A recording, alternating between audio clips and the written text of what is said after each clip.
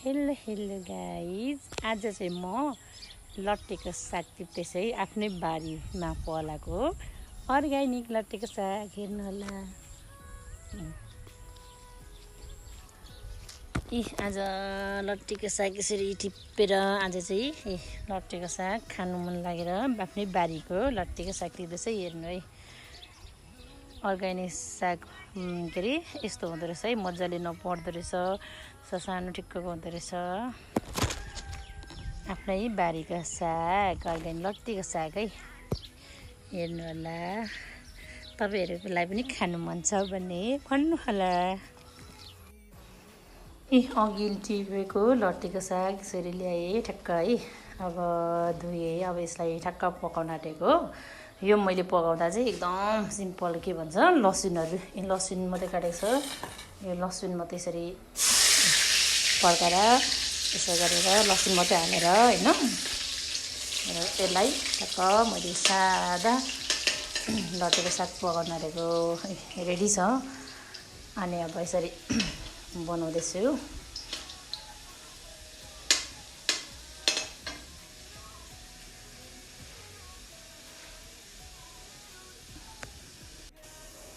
लसुन यो भयो, अब लट्टेको साग हाल्यो। अनि अब यसरी पकाउने है। अनि पकाएपछि मिठो तरिकाले खाने। ल हेर्नुहोस्, अब चाहिँ लट्टेको साग पाकेर रेडी भयो है। पाक्यो, अब खाँदा कस्तो हुने हो होइन, तर स्पेसली रूपमा लट्टेको साग पाक्यो। ल यसरी रेडी भयो यो लट्टेको साग पाक्यो। यो के भन्छ, मुलाको अचार, यो फिलिङ्गेको अचार, यो चाहिँ के अरे खोर्सानी टोक्ने, अनि यो सलाद काँक्रा, अनि यहाँ दाल। यता पनि खाना खाँदैछ, कस्तो भएको छ है। अब मैले खाएँ है। अब मिठो नमिठो कस्तो छ, अब जस्तै भए पनि आफैले बनाएको, आफैले टिपेको, अनि खाएको यसरी।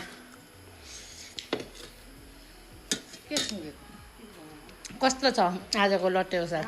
राम्रो छ। ल मैले पकाएको मिठो मानिदिनु भयो, थ्याङ्क यू।